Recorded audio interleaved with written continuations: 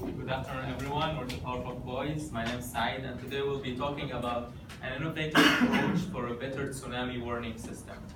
So, as you all may know, tsunamis are among the most destructive natural disasters, and unfortunately, in 2004, the infamous Indian Ocean tsunami hit that led to 200,000 casualties in 14 affected countries and losses estimated around $15 billion. The picture behind me is a picture of a village that got completely wiped out because of that tsunami. Now, the detection systems that are currently in use, they can give us 20 minutes gap from the moment they can detect a tsunami till this tsunami reaches the shore. So our research focuses on how can we increase the accuracy of this detection and how can we make better use of these 20 minutes in order to evacuate as quickly and as safely as possible. Our project consists of three major stages: detection, communication, and evacuation. And now my colleague Tarun will be talking about detection systems. Thank you, Saeed, for that introduction. So today I will be talking about detection systems. The most common detection system used today is a DART system. What does DART stand for? Well, it stands for Deep Ocean Assessment and Reporting of Tsunamis. Now, how does it look like and how does it work? Well, behind me is a simple diagram. So you have right here a bottom pressure recorder. It determines the changes in pressure in the water. So if a tsunami was to come, it would cause a really big difference in the pressure in the water. The pressure sensor would record that, send the information to the buoy. The buoy would take that information, send it to the satellite, and the satellite would take that information and send it to the warning center. And the people over there would take that information and evaluate if the tsunami is a big threat or not. So moving on, what is the problem with a DART system? I mean, it sounds like a really good idea, but it's not a perfect idea. And this is because I need to ask this question to the class, and the question is, how many DART systems do we need in the water? Well, going back, we can't just have one bottom pressure recorder sensor and one buoy covering the entire ocean. That's because it's very limited to a certain range. For example, a bottom pressure recorder, by default, by design, can only cover 100 kilometers in the water, whereas the ocean isn't 100 kilometers, it's very huge. So we need more than one bottom pressure recorder sensor and one more than buoy. So for example, let's say we need 50, right? Let's say we have 50 bottom pressure recorder sensors and 50 buoys. Now the thing is, are they indestructible? They're not indestructible, right? Now, why is this? That's because we have problems with harsh environment conditions, right? There's a lot of high currents hitting the system. We have, maybe a shark or a fish might have collided with the system and caused some of the parts to be broken off. And because of this, our DART system can become unfunctional. And if it becomes unfunctional, how are we going to detect if a tsunami is going to come towards shore? Well, the solution to this is to add a microwave radiometer. So instead of removing a DART system completely, we're going to add a microwave radiometer to the solution. And both of them are going to be helping each other detect a tsunami. So how does it look like? Well, behind me is a simple diagram. It's a satellite. It's one satellite. It will cover it will go around the globe. And it uses thermal radiation, and it will be emitted on top of the water. And the thermal radiation will give us characteristics such as temperature, sea roughness, and these characteristics can help us if a tsunami was to occur. Now, evaluation for microwave radiometers. It will be very, very expensive to make. It will cost more than millions and millions of dollars to make. And of course, to maintain the system, to go to space, and let's say if there's any issue with the satellite, it would take a lot of time and effort to fix these problems with the satellite. However, both DART system and a microwave radiometer can help each other determine if a tsunami was to occur. The next solution is communication, and I would like Saeed to talk about this. Hello again. So communication is the second major stage of the tsunami warning system. At this stage, government agencies will disseminate warning messages and notifications to the public at risk in order to help them to evacuate as quickly and as safely as possible. However, communication has several problems. First of all, when an earthquake hits before a tsunami, it's high likely to cause damage and destruction to some roads.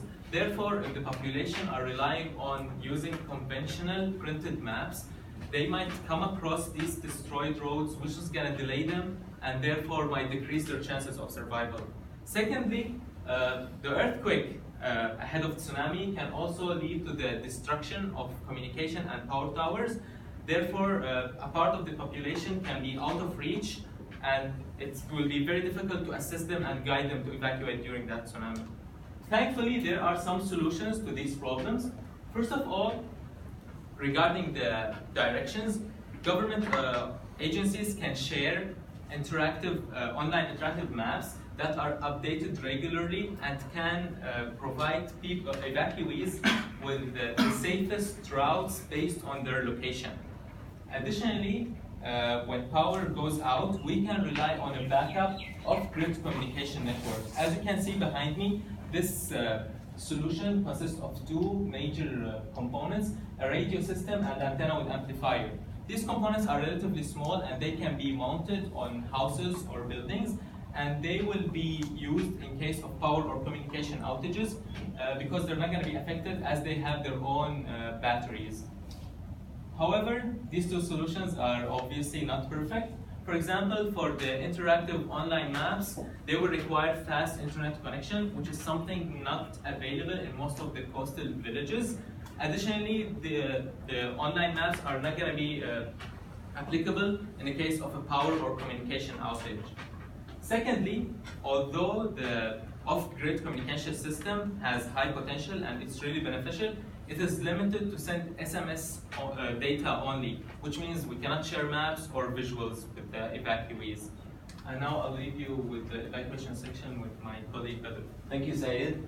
So I will be discussing the third main stage of the tsunami warning systems, that is evacuation. So at the moment that the people receives the message that a tsunami is approaching, people need to evacuate as soon as possible.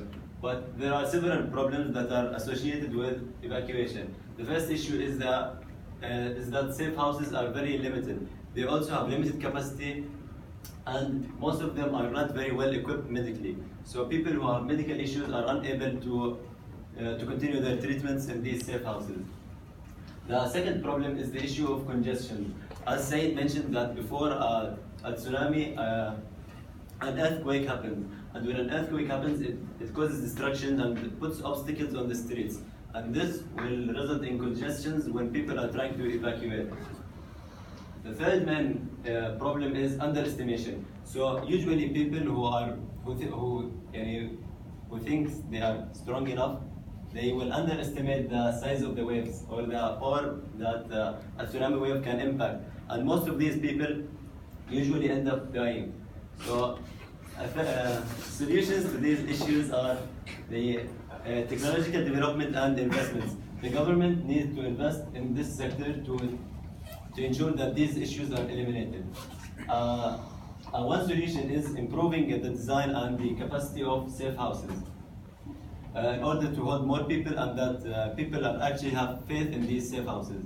A second solution is installing smart street signs, where these signs actually tell people where there are congestions in the streets and allocate the nearest safe house. And to eliminate the issue of underestimation, we train people. Training is very important. When you train the population to evacuate immediately when a tsunami is approaching, they will never underestimate the wave. So in the evaluation section, many of the safe houses theories are very impractical, such as this ball-shaped safe house, where I would like to ask one of the audience. For example, I will ask Taj. Taj, are you claustrophobic, or do you know anyone who is claustrophobic? Yeah, actually, I know someone. So, do you think that would they accept to enter into this wall to survive, even if it means saving their lives? It's difficult. I highly doubt it. You'll probably find it difficult. Exactly. So this is highly impractical. So in conclusion, we cannot prevent tsunamis, but we can actually prepare ourselves to better lessen their impact and damage. Thank you very much. And these are our references.